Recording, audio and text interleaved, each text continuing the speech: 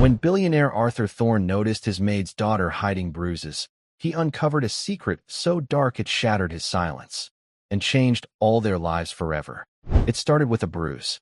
11-year-old Lily Peterson, too young to understand fear, but old enough to hide it. A man who'd built empires saw it in a single glance. A mark shaped like fingers and a silence shaped by terror. Arthur Thorne had spent years hiding from the world behind wealth and walls of quiet. But that day, something broke through, the eyes of a child and the ghost of a promise his family had once made.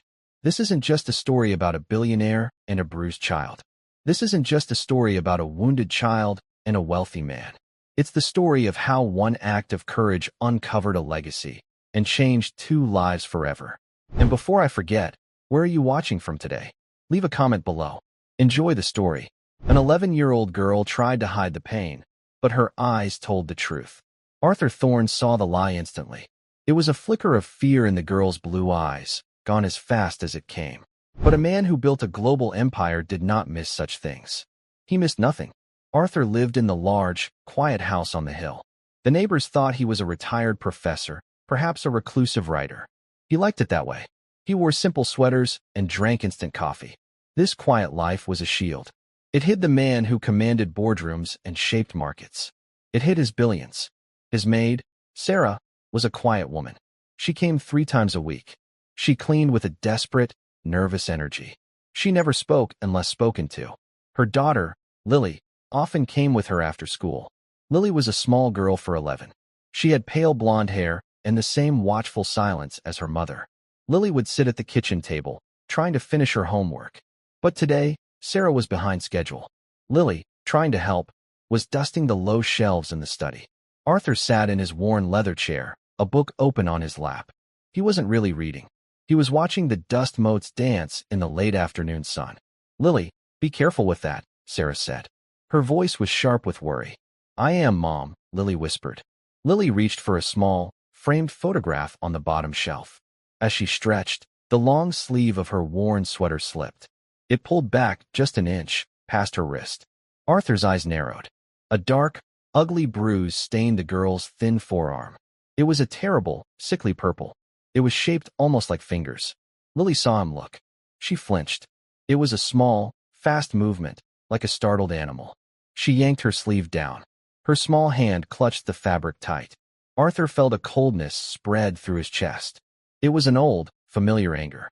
It was the anger he felt for bullies. He set his book down. He kept his voice very soft. "That looks painful, Lily." Lily froze. She did not turn around. "It's nothing, Mr. Thorne." "It doesn't look like nothing," Arthur said gently.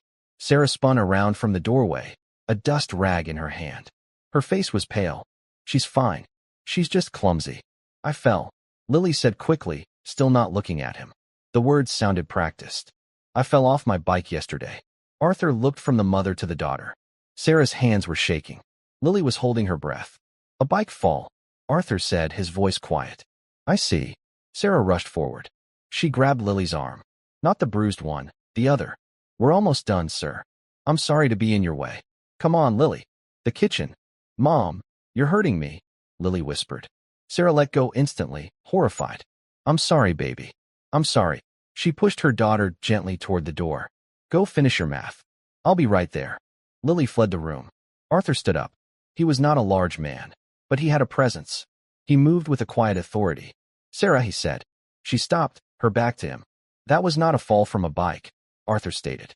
It was not a question. Sarah turned slowly. Fear made her eyes wide. "Please, Mr. Thorne. Don't. It was an accident. I promise. She's just a child. She's very clumsy." "She is terrified," Arthur said. "And so are you." Tears filled Sarah's eyes. "We're fine. I have to finish my work. Please." She hurried out of the study, leaving Arthur alone.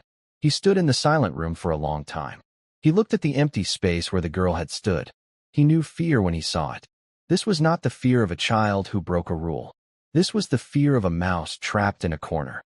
Someone was hurting that child, and the mother was too scared to stop it. Arthur walked to the shelf Lily had been dusting. He picked up the small, framed photo. It was an old black and white picture from a different time. 2 young men in army uniforms, smiling, their arms slung around each other's shoulders. One was his grandfather. He thought of what Lily had said last week. She had seen the photo and pointed. My mom says my great-grandpa was a soldier, too, she had said, her voice a rare spark of childish pride. She said he was a hero. Oh, Arthur had said, encouraging her. His name was Michael. Michael O'Brady. Mom keeps his medal in a box. The name had stuck with Arthur. His grandfather had spoken of a Mike O'Brady. A brave man. A man who ran into gunfire to pull 3 others to safety. A man who never came home. Arthur looked at the picture. His grandfather. And Mike O'Brady's great-granddaughter. A girl with bruises on her arm and terror in her eyes. The cold anger inside him hardened. It became a promise. He walked to his desk. He picked up his simple, old-fashioned cell phone. It had only one number programmed into it that was not for emergencies. He pressed the button. It rang twice. A crisp, professional voice answered. Yes, sir. James, Arthur said. His voice was no longer soft. It was the voice that built an empire. I have a problem at the quiet house. What do you need, sir? James asked. There was no surprise in his voice. I employ a maid. Her name is Sarah Peterson. She has an 11-year-old daughter named Lily. Arthur paused, looking out the window at the setting sun. I need to know who is hurting them, Arthur said. I need to know who they are afraid of. I want to know everything. Understood, sir, James replied. And James, Arthur added, be discreet. They are already terrified. I do not want to make it worse. It will be handled, Mr. Thorne. I will be in touch within 12 hours. The line clicked. Arthur put the phone down. He walked to the kitchen doorway. He could hear Sarah and Lily in the next room. They were whispering. They were washing the dishes, their movements fast, hurried. They were desperate to leave. Desperate to get somewhere they thought was safe. Arthur watched them. He felt a deep, profound ache. What he discovered had already started to break his heart. But he knew this was only the beginning. He would find the truth. And he would fix it, no matter what it took. Sarah scrubbed the last pot in Arthur's sink. Her hands moved with a frantic, jerky speed. Lily, get your backpack. Now, we're leaving. But I haven't finished my homework, Lily whispered. Her eyes darted to the study doorway, where Mr. Thorne had been. You can do it at home. Get your things. Now. Sarah's voice was a harsh, strained whisper. She was dumping the dirty water, wiping the counters in a blur. She was not cleaning. She was running. Lily slid from the kitchen chair. She gathered her worn textbook and a single spiral notebook. She stuffed them into a backpack that had a broken zipper. She felt Mr. Thorne's presence like a heavy blanket in the next room. He hadn't moved. He was just watching. She was ashamed. She was terrified. Ashamed that he saw the bruise. Terrified of what he might do. Adults asking questions was always dangerous. It always made things worse later. Mom. Lily's voice was small. I'm coming. Sarah threw the damp rag onto the counter. She grabbed her thin coat from a hook by the back door. She didn't even look toward the study. Thank you, Mr. Thorne, she called out, her voice too loud, too bright. We'll see you Friday. She grabbed Lily's hand and pulled her out the back door into the fading light. Arthur heard the door click shut. He heard their footsteps, fast and uneven, hurrying down the gravel path to the street. He walked to the kitchen window and watched them go. The mother all but dragged the child. They reached the bus stop at the end of the long driveway, just as a bus hissed to a stop. They climbed on and were gone. They did not live in a good part of town. The bus ride was long. It took them from the quiet, tree-lined hills into the heart of the city, where the buildings were gray and crowded. They got off the bus and walked 3 blocks. The streetlights here were mostly broken. Shadows gathered in the doorways. Lily held her mother's hand tightly. She watched the pavement in front of her. Don't look at anyone. Don't make a sound. Be invisible. These were the rules. Their apartment was on the 3rd floor of a crumbling brick building. The hallway smelled of old cooking oil and dampness. Sarah fumbled with her keys. Her hands were still shaking. She finally got the door open. She pushed Lily inside first. Go to your room, baby. Get changed. The apartment was small. A tiny kitchen opened into a small living room. A man sat on the sagging couch, watching a loud game show on an old television. His name was Mitch. He did not look up when they came in. You're late, he said. Sarah froze by the door. The bus was slow, Mitch. Traffic. Don't lie to me, Sarah.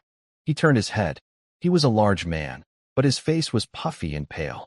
His eyes were small and mean. The bus is always slow. You were late leaving. What were you doing? Nothing. I had to finish. Mr. Thorne had guests. It was a weak lie, and she knew it. Lily tried to slip past the couch, toward the tiny hallway that led to her room. Where do you think you're going? Mitch's voice snapped like a whip. Lily stopped, her shoulders hunched up to her ears. To do my homework, she whispered. Mitch looked at her. A long, cold look. What's that on your face? Lily instinctively touched her cheek. Nothing. You been crying? He sneered. No. I'm just tired. She's tired, Mitch. Let her be, Sarah said. She stepped between them, blocking his view of Lily. I'll make dinner. Mitch's eyes moved to Sarah. Where's the money? It's here. Sarah's hand went to her coat pocket. He paid me in cash. Just like you said. Give it to me. He held out his hand. Sarah carefully counted out the bills. She kept $20 back, hiding it in her palm. Here. He snatched the money and counted it. This is short. No, this is short, Sarah. He stood up. He was much taller than her. That old man is ripping you off. No. He paid what he always pays. I swear. Or maybe you're holding out on me. His eyes were hard. Are you stealing from me? After everything I do for you? No, Mitch. I would never. Sarah's voice trembled. Here. She unfolded her hand and gave him the last $20 bill. I was just going to get groceries. I'll get the groceries, he said, stuffing the money in his pocket. You think I'm stupid? He looked past her at Lily, who was pressed against the wall. He pointed a finger at her. And you keep your mouth shut at that old man's house. You understand me? You don't say nothing about what happens here. This is family business. Lily nodded, her eyes fixed on the floor. Yes, sir. Go, Sarah said, her voice desperate. Go to your room, Lily. Lily ran. She shut the door to her small room and leaned against it. The door had no lock. She could still hear them. What did you do to your arm? Mitch's voice was low and suspicious. Lily hadn't realized. He was talking to her, through the door. She opened the door a crack. What? Your arm. You were favoring it. Let me see. It's the bruise, Sarah said quickly. From yesterday. When she fell. Mitch looked at Sarah, then at Lily. A slow, unpleasant smile spread across his face.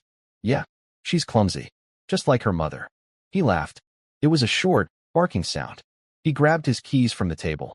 I'm going out. Have dinner on the table when I get back. And it better be good. The apartment door slammed shut. The building shuddered. Lily and Sarah stood in the silence. For a long moment, neither of them moved. Then, Sarah sank onto the couch and put her face in her hands. Her shoulders shook with quiet, terrible sobs. Lily came out of her room. She walked over and touched her mother's arm. It's okay, Mom, she whispered. He's gone. It's not okay, baby, Sarah cried, pulling Lily into a fierce hug. It's not okay. I'm so sorry. I'm so sorry. Lily just held on. She didn't cry. She had learned a long time ago that crying didn't help. It only made Mitch angrier. Back in the house on the hill, Arthur Thorne sat in the dark. He had not turned on the lights. The moon cast long, pale rectangles onto the floor of his study. He was a patient man. He had waited 7 years to take over a rival corporation. He had waited 3 decades to find the right painting to complete his hidden collection. He could wait for anything. But this was different. This was not business. This was a child. This was Mike O'Brady's family. His grandfather, General Thorne, had been a hard man. A man of iron and rules. But he had a soft spot for the men who served under him. He had spoken of Mike O'Brady with a rare, quiet respect. He had more courage than a whole platoon, Arthur. He saved my father's life. He saved my life. He died so we could come home. The Thorne family owed the O'Brady family a debt. A blood debt. And Arthur Thorne always paid his debts. The thought of that man's great-granddaughter living in fear, it made his blood cold. His phone buzzed on the desk. The screen lit up with a single, blank number. He answered. Tell me. James here, sir. The voice was clear, as if he were in the next room. The mother is Sarah Peterson, 34 years old. Widowed. Her husband, Daniel Peterson, died in a construction accident 3 years ago. And the girl, Lily Peterson, 11 years old. Good student, according to school records. Perfect attendance until this year. She has missed 12 days in the last 3 months. Who is he? Arthur asked. His name is Mitchell Haas. Mitch, 38. He moved in with them 6 months ago. He has a record, sir. Assault. Petty theft. 2 restraining orders from 2 different women. Both were lost in the system. Arthur's knuckles turned white on the arm of his chair. He is hurting them. All signs point to it, sir. Sarah Peterson has been to the emergency room twice in the last 4 months. First, a fall down the stairs. Second, food poisoning. The second visit was 2 days ago. Food poisoning? Arthur asked, his voice sharp. She was treated for a broken rib, sir. Arthur closed his eyes. The quiet, terrified woman. The clumsy child. He's controlling their money, too. James continued. Sarah used to deposit her paychecks. For the last 5 months, she has cashed every one. There are payday loan applications in her name. All recent. Mitch Haas has no official employment, but he spends money. At bars. At a local betting shop. He is bleeding them dry, Arthur said, his voice a low growl. Yes, sir. But there is something else. Something you asked about. The girl's family, Arthur said. Yes, you were correct. Lily's great-grandfather was Corporal Michael O'Brady. He was killed in action in 1944. He was in the same unit as your grandfather, General Thorne. He was awarded the Medal of Honor, posthumously. Arthur let out a long, slow breath. So it is true. It is, sir. It appears the family. Sarah sighed, never recovered. They were given the medal, but no real support. It's been a long line of bad luck and poverty ever since. Sarah is the last of them. Arthur looked at the photograph on his shelf. The two smiling young men. One had gone on to build a legacy. The other had left behind a legacy of sacrifice. And now, his last living relative was being beaten in a third-floor tenement. James, Arthur said. Sir, I am going to end this.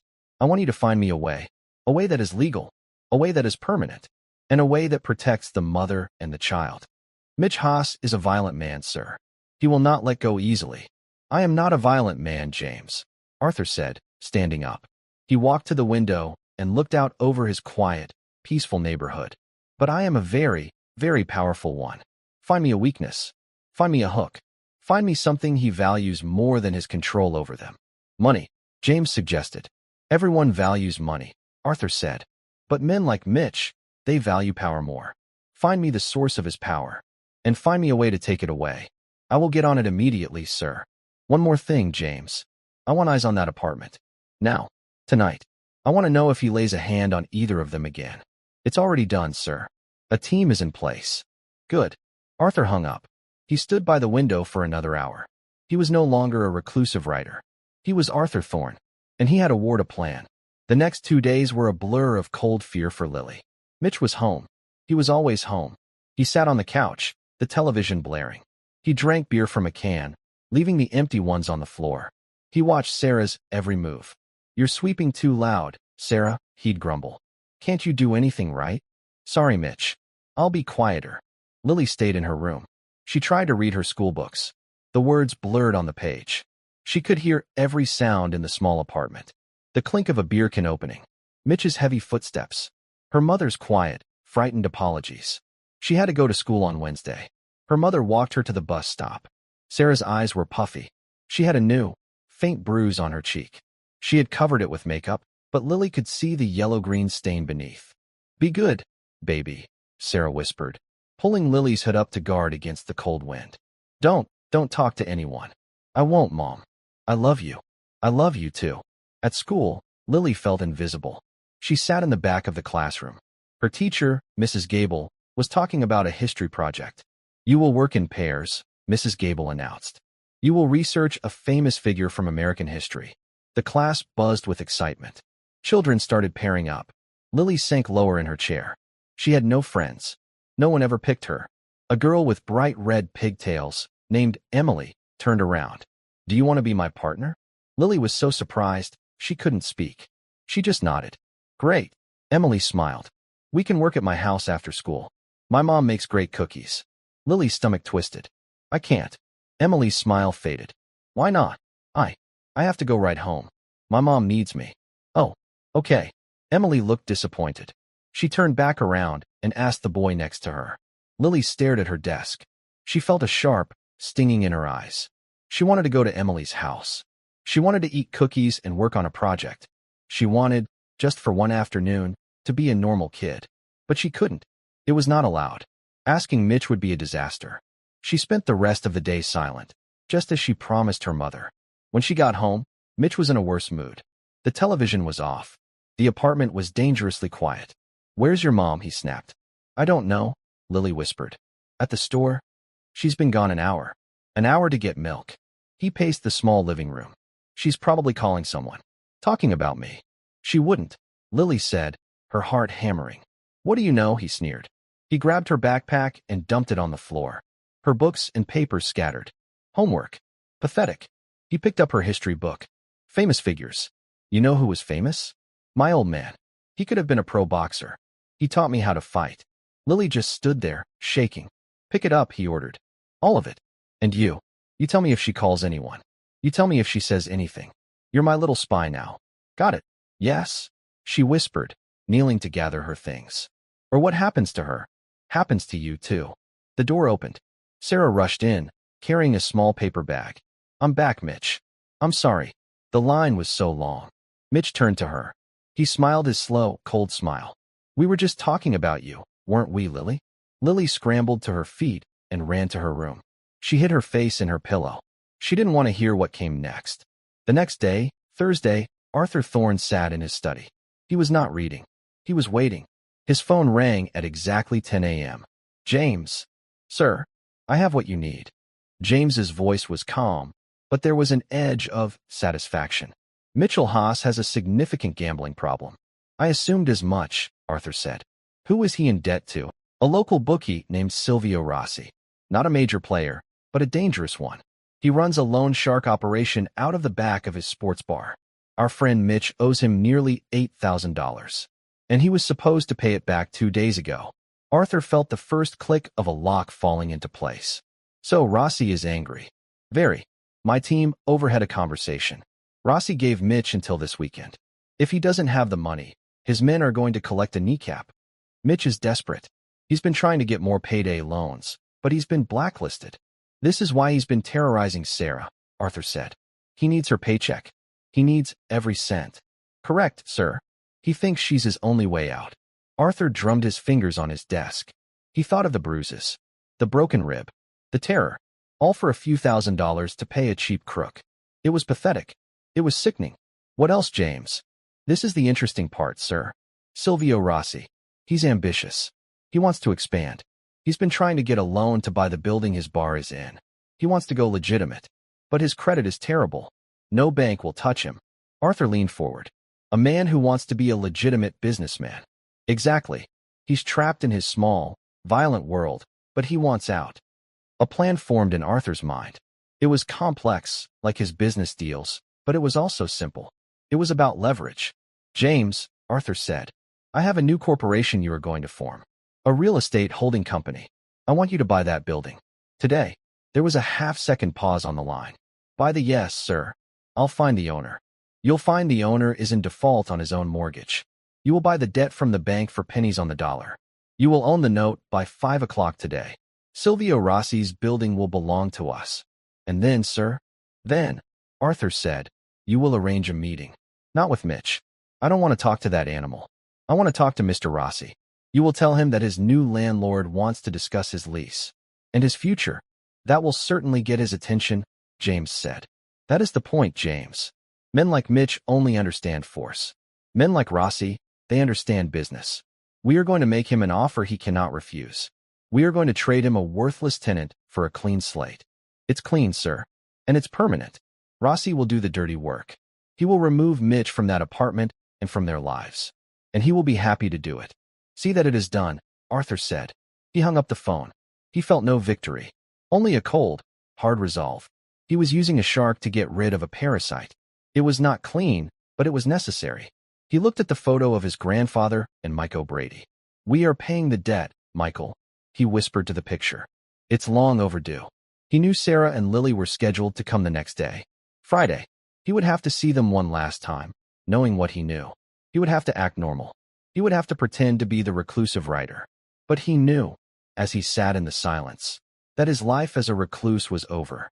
This child, this great-granddaughter of a hero, had reminded him of who he really was. He was a thorn, and the thorns protected their own. Friday morning. The air was cold and sharp. In a glass-walled office on the 34th floor of a downtown skyscraper, Silvio Rossi sat down. He was uncomfortable. He was a man who worked in dark bars and back alleys. This clean, silent, expensive room made him nervous. He was sweating in his cheap suit. James, Arthur's representative, sat opposite him. James looked like he was born in this room. He wore a perfectly tailored gray suit. He was calm. He held all the cards. "Mr. Rossi," James began. He slid a single folder across the polished mahogany table. "As you were informed, my employer's company acquired the outstanding debt on your building. As of 9:04 this morning, we are your landlords." Rossi's eye twitched. "So, you're here to throw me out? Raise the rent?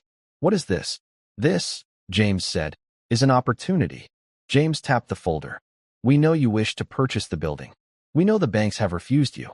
My employer, he is willing to finance the purchase for you. In full." Rossi stared. "What? Just like that? Nobody is that generous." "No," James agreed. "They are not. So what's the catch? What do I have to pay?" "The price," James said, "is a small piece of trash removal. A man named Mitchell Haas." Rossi's professional scowl was replaced by genuine confusion. "Mitch? He's a bum. A degenerate gambler. He owes me $8,000, but he's not. He is a problem, and my employer wants him removed. Not from your books. From the lives of two people he is terrorizing. A woman named Sarah Peterson, and her daughter, Lily." Rossi leaned back. He understood power. He was just seeing a level of it he had never encountered. "All this, for a maid and her kid? You want me to take care of him?" Rossi asked, using the quiet, ugly phrase. "Let's be very clear," James said, his voice dropping. It was still quiet, but it was now as hard as steel. "My employer does not care about your $8,000. He does not care what you do to Mitch Haas. He does not care if you never see him again." James leaned forward. "This is what he does care about. You will remove Mr. Haas from that apartment. You will ensure he never speaks to, sees, or contacts Sarah or Lily Peterson again. He is to vanish from their lives. Permanently." "And if I do?" Rossi asked. "If you do," James said, "we will not only finance the purchase of your building, we will forget about the final $50,000 payment. Consider it a service fee for your time." Rossi's breath hitched. $50,000. Clean. And he'd get his building.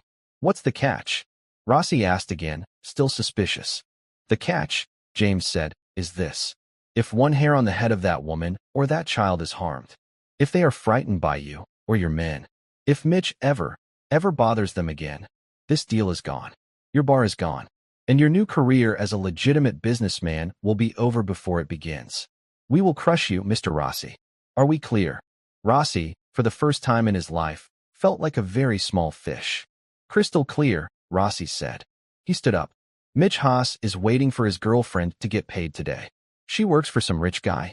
As soon as he has the money, I know he'll be at the apartment. We'll be waiting for him." "Good," James said. He did not stand. He just watched the man leave. The trap was set.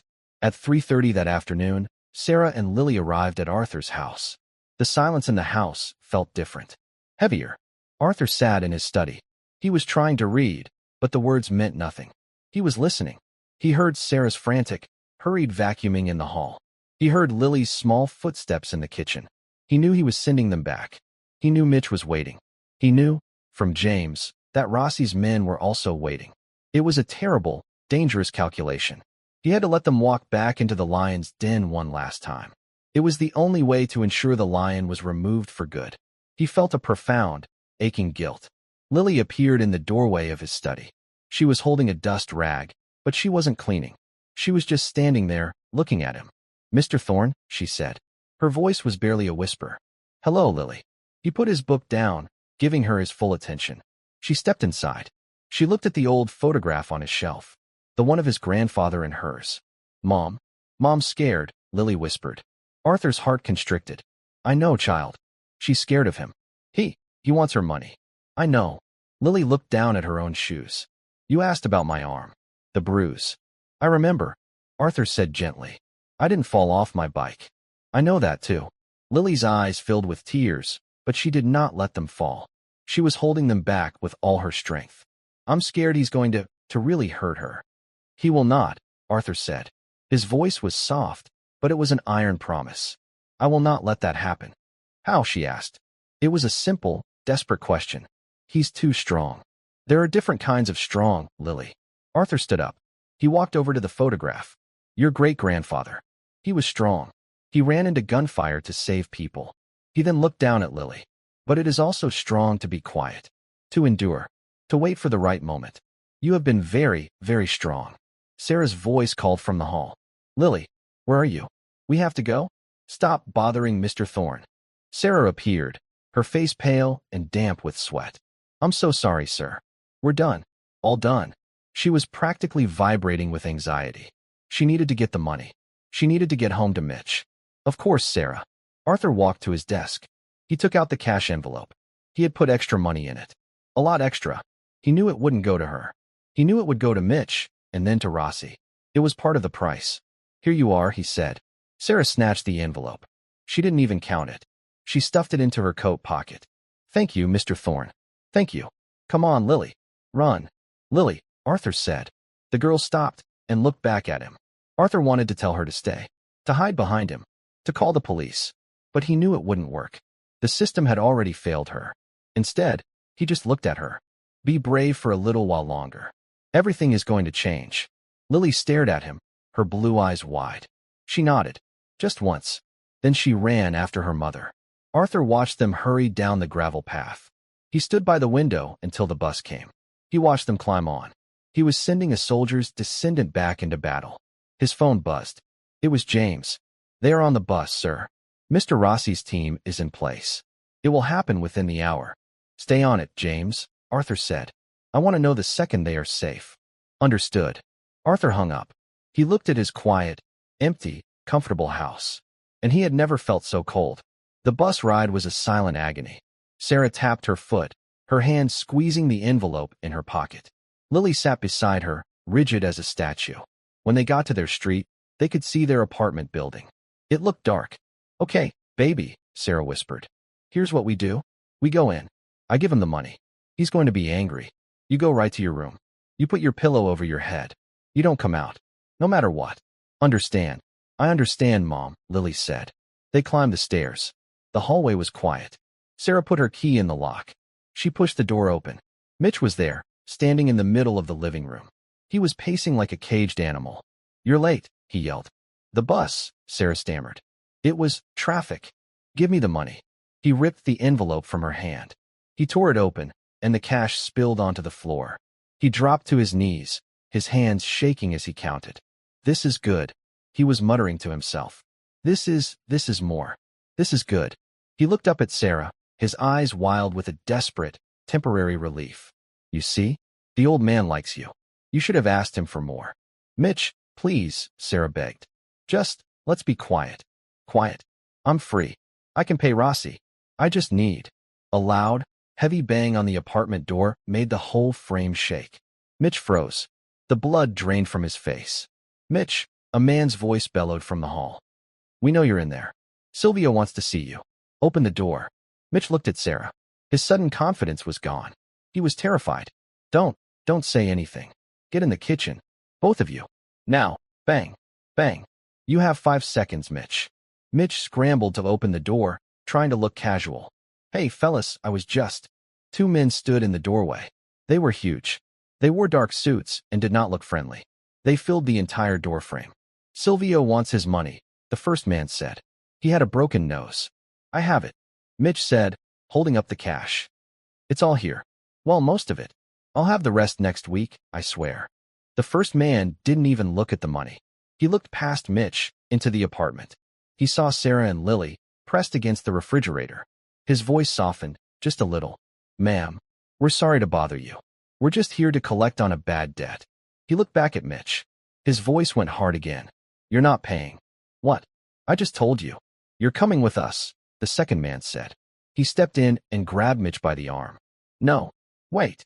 Mitch panicked. He tried to pull away. I have the money. Take the money. Silvio doesn't just want the money, Mitch, the first man said. He grabbed Mitch's other arm. He wants to discuss your future. You're a hard man to find. And you've been bothering these nice people. They started to drag him out of the apartment. Mitch dug his heels in. He was screaming now. Sarah, tell them. Tell them you'll pay the rest. Sarah, help me. Sarah just stared. She was holding Lily behind her, her hand over her daughter's eyes. She was shaking her head, tears of terror, and something else, streaming down her face. "Let's go, Mitch." The men hauled him out into the hallway. The door slammed shut, hard. Lily and Sarah were left in the sudden, shocking silence. They could hear Mitch yelling as he was dragged down the stairs. The yelling got fainter. Then, nothing. The apartment was quiet. He was gone. Lily pulled away from her mother. She looked at the door. Is he coming back?" she whispered. Sarah slid down the wall until she was sitting on the dirty kitchen floor. She looked at her hands. She looked at the open door. "I don't think so, baby," she whispered, the tears finally coming. "I really don't think he's coming back." Arthur Thorne stood in his dark study. He had not moved from the window. The moon was high. His house was an island of silence in the wealthy, sleeping neighborhood. His phone vibrated. He picked it up. "Sir." James's voice was flat. Professional. "Is it done?" Arthur asked. "It is." Mr. Haas was intercepted by Mr. Rossi's associates. He was removed from the premises. He will not be returning. Arthur closed his eyes. Removed. A clean, cold word. And them? The mother and child. Our team confirmed. They are alone in the apartment. They are physically unharmed. They locked the door after Mr. Haas was taken. Arthur let out a breath he felt he had been holding for 48 hours. Safe. They were finally safe. But the cold feeling in his chest did not go away. He had solved one problem, but he had left them in another. He took the money, James. The pay envelope. "Yes, sir. We assume Mr. Rossi has it now." It was the price of the transaction. "So they are in that apartment," Arthur said, his voice a low growl of anger. "With no food, no money, and a terrified mother and child." "It was the only way to get him out, sir," James said quietly. "I know." Arthur began to pace. The protector had done his job. Now, the billionaire had to do his. "It is time for the second phase. Find them a new home." "Yes, sir. I have a list of properties. Clean, secure, good school district. I want it ready by tomorrow. I want them out of that building.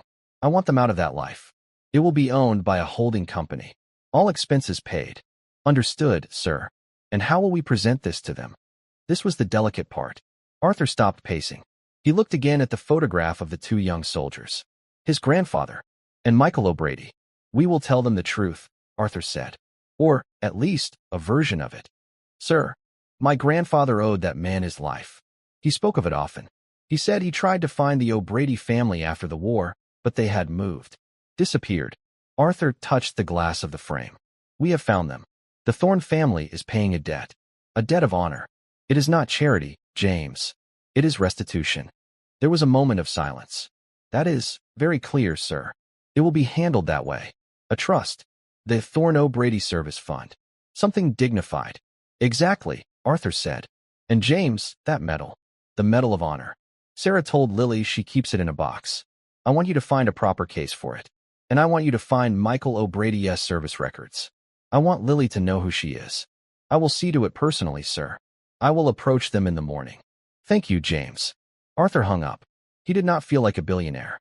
He felt like the grandson of a soldier, finally making good on a forgotten promise. In the third-floor apartment, the silence was deafening. It was a new kind of quiet. Not the tense, waiting silence of Mitch being in the next room. This was an empty, echoing quiet. Sarah and Lily were huddled on the couch. They had not moved for an hour. "Mom," Lily finally whispered. Sarah took a ragged breath. "Yes, baby. He's really gone, isn't he?" Sarah looked at the door. It was still standing. The deadbolt was still shot. "Yes, I think he is." Lily processed this. The fear, which had been her constant companion for 6 months, slowly began to recede. It left a cold, empty space. "Mom, I'm hungry," Lily said. Sarah's heart shattered. The relief was gone, replaced by a new, more familiar panic. Poverty. She got up and went to her purse. She dumped it on the kitchen counter. A tube of chapstick. A few old receipts. 3 quarters and a dime. She opened the refrigerator. A half-empty bottle of ketchup. A single, old carrot. She had no money. Mitch had taken everything. She had no one to call. She had no one in the world. She had saved her daughter from a monster, only to realize she could not even give her dinner. "Oh, baby," Sarah whispered, and for the first time, she truly broke. She leaned against the counter and wept. Not the quiet, hidden sobs of before. These were loud, gut-wrenching sobs of despair. Lily ran to her. wrapping her thin arms around her mother's waist. "It's okay, Mom. It's okay. I'm not that hungry. It's not okay," Sarah cried, holding her daughter. "It's not. I'm so sorry, Lily. I failed you. I failed you." "You didn't," Lily insisted, her own voice thick with tears. "You're brave, Mom. You're so brave." They held each other in the cold, dark kitchen. There was no plan. There was no food. There was just the end of the line. They eventually fell asleep on the sagging couch, huddled together under their one thin blanket. The next morning, Saturday, Sarah woke to a city noise. A truck beeping. Birds. No loud television. No angry voice. She felt a moment of pure, light-headed peace. Then, a sharp, polite knock on the apartment door. Sarah's entire body went rigid. The fear was back, instant and total. "Who is it?" she called, her voice shaking. "Mrs. Peterson?" A calm, male voice. A voice she did not know. "My name is James. I'm an associate of Mr. Arthur Thorne. May I please have a word with you?" Lily was awake, her eyes wide. "Mr. Thorne?" Sarah crept to the door. She looked through the peephole. She saw a man in a dark, expensive-looking suit. He held a briefcase. He looked kind. Not like Mitch. Not like Rossi's men. She fumbled with the chain and the deadbolt. She opened the door a few inches. "Mrs. Peterson," the man said, giving her a small, respectful smile. "I'm sorry to intrude. Mr. Thorne was worried about you. He sent me." "Worried? What?" Sarah asked. "This may seem unusual," James said, "but I am here to speak to you about your great-grandfather, Corporal Michael O'Brady." Sarah just stared at him. Of all the things she expected, this was not one of them. "My great-grandfather." "Yes. May I come in? I have some good news for you." She let him in. The apartment was a mess. The cash Mitch had dropped was still on the floor. James pretended not to notice. He set his briefcase on the small, wobbly kitchen table. "Please sit down," he said. He spoke to them for 20 minutes. He spoke of a man named General Thorne. He spoke of a battle in 1944. He spoke of a hero named Michael O'Brady who saved the general's life, and many others. "The Thorne family has been trying to locate Corporal O'Brady's descendants for decades," James explained. His voice was warm and sincere. "There was a trust established for the families of the general's unit. We lost your family's line. Until last week." He looked at Lily. When Mr. Thorne heard Lily mention her great-grandfather's name, he made the connection. He was deeply, deeply moved. Sarah was speechless. She was holding Lily's hand so hard. Her knuckles were white. "This is not charity, Mrs. Peterson," James said firmly. "This is a debt of honor that is long overdue." He opened his briefcase. He took out a set of keys. "Mr. Thorne has arranged for a new apartment for you. It's in a safe neighborhood. It's near one of the best schools in the city. The first year's rent is paid. After that, the trust will provide a monthly stipend to cover all your living expenses." He slid the keys across the table. Sarah looked at them. She looked at James. I can't." "You must," James said gently. "It was Michael's sacrifice that allowed the Thorne family to prosper. This is his legacy. This is your inheritance."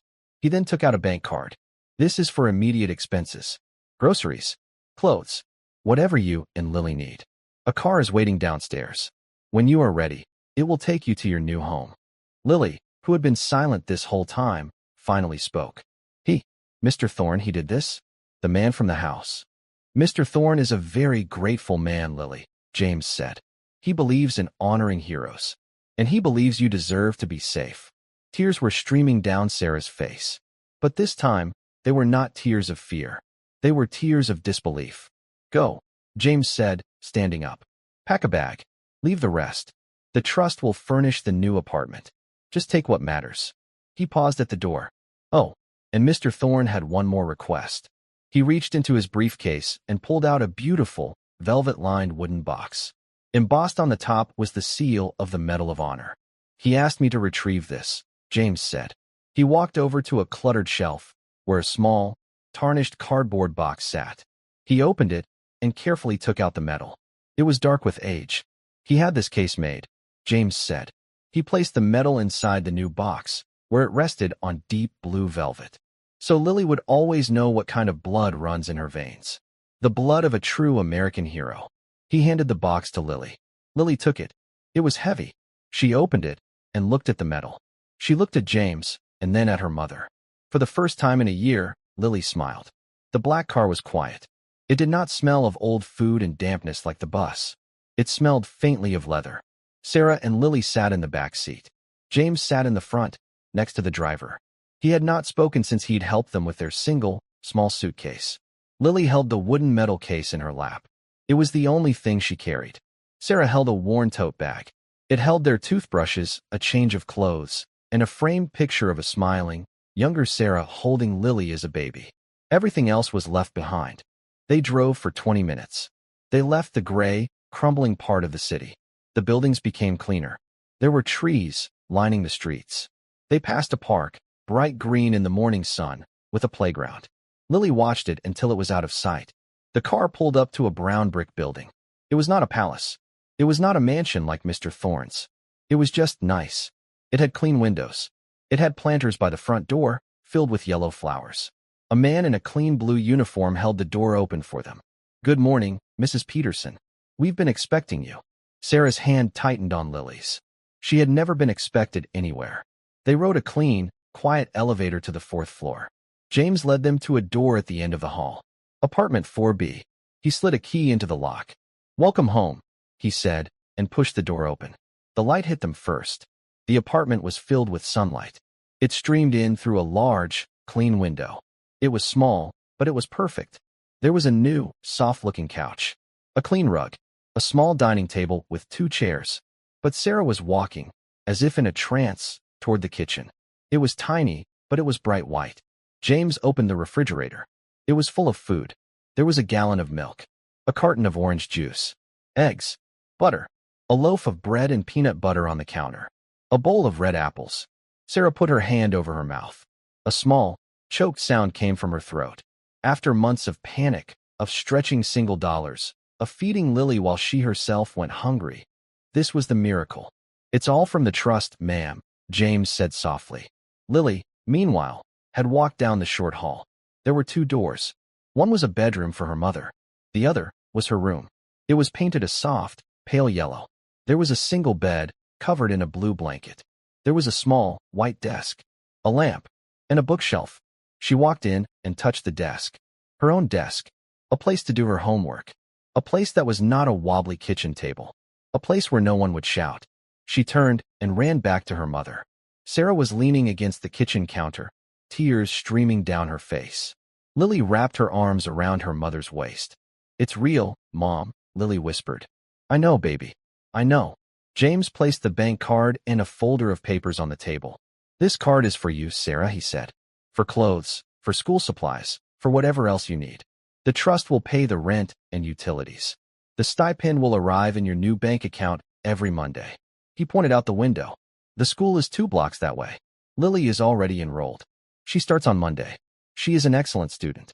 They are very happy to have her." Sarah finally found her voice. "Mr. James, why? Why is he doing all this?" James's professional manner softened. "Mr. Thorne is a very quiet man, Sarah. He believes in balancing the books. Your great-grandfather gave his life so Mr. Thorne's grandfather could come home. Mr. Thorne sees this as paying an old, important debt." He nodded toward Lily. "He believes a hero's family should be treated like heroes. You are safe now." That is all he wanted. James put his hat on.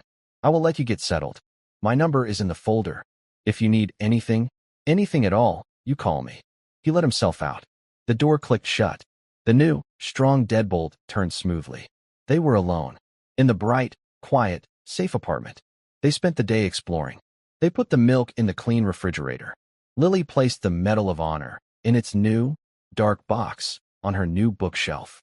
It was the first thing she unpacked. That night, for the first time in 6 months, Sarah cooked dinner. It was just scrambled eggs and toast. But to them, it was a feast. They slept. They slept without fear. They slept without listening for angry footsteps. For the first time, the silence was not a threat. It was peace. A week passed. Lily started her new school. The children were kind. The teacher, Mrs. Gable, was the same teacher from her old school. She had been transferred here. Lily learned later that an anonymous donation had paid for a new history program and for the school's best teacher to run it. Lily made a friend. The girl with the red pigtails, Emily. She lived in the same building. Sarah rested. The dark circles under her eyes began to fade. The hunted look left her face. She was starting to look like the smiling woman in the photograph again. On a Saturday afternoon, the buzzer rang. Sarah answered. "Hello. It's Arthur Thorne. I was in the neighborhood. I'd like to come up." Sarah's heart jumped. "Of course. Yes. Come up." She looked around the clean apartment, flustered. Lily came out of her room, her eyes wide. "Mr. Thorne?" The knock came. Sarah opened the door. There he was. He was not wearing his old sweater. He wore a dark blue suit. He looked powerful. He looked like the men in the tall glass buildings downtown. James stood behind him, smiling faintly. "Mr. Thorne," Sarah said, her voice shaking. "Please, come in." Arthur stepped inside. He looked around the small, sunny apartment. He nodded, as if pleased with the project. "It suits you," he said. His voice was the same gentle tone she remembered. I don't know how to thank you," Sarah stammered. "What you've done, it is what my grandfather would have demanded," Arthur said simply. He looked at Lily. "How is the new school?" "It's good," Lily said. She was not as shy as before. "I have a friend, and I have my own desk. I am glad to hear it." Lily walked to her bookshelf. She picked up the wooden case and brought it to him. "Mr. James told us about my great-grandfather. And your grandfather." Arthur looked at the case. He was a very brave man. Lily looked up at him. She was only 11, but her eyes were old. She had seen things she should not have. And she, like Arthur, missed nothing. She saw the kind man who listened to her homework. She saw the powerful man in the suit.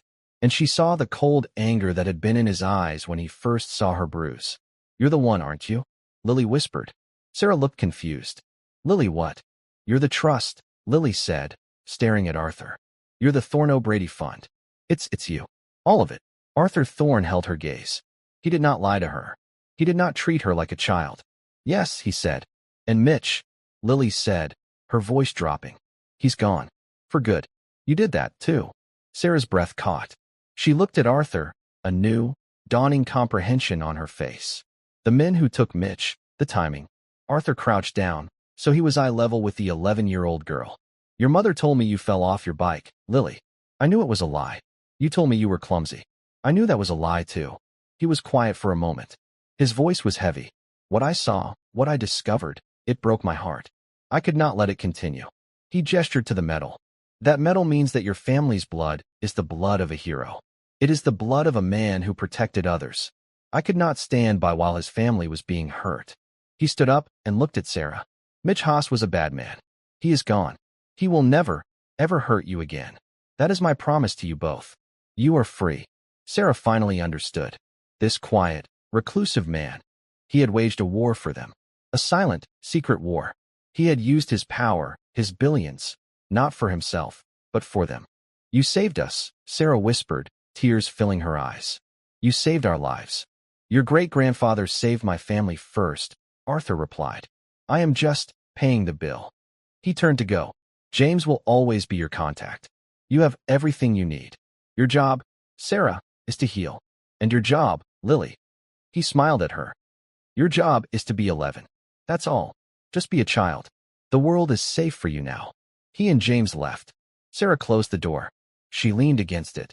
The relief so total, her knees felt weak. Lily walked to the window. She looked down at the park she had seen from the car. The sun was shining. Emily, her new friend, was down there, waving up at her. Lily waved back. She looked at the Medal of Honor on her shelf. Then she looked at her mother, who was, for the first time in years, truly smiling. The bruises were gone. The fear was gone. The heart of the little girl and the heart of the undercover billionaire were no longer broken. They were healing. Together. And that's where we'll wrap up the story for now. Whenever I share one of these, my hope is that it gives you a moment to step away from the everyday and just drift for a while. I'd love to hear what you were up to while listening. Maybe unwinding after work, taking a late-night drive, or simply relaxing. Leave a comment and let me know. I read every single one. And if you'd like to make sure we meet again, hitting like and subscribing really helps. We're always looking to make our stories better, so don't hesitate to share your thoughts or feedback below. Thanks for spending this time with me.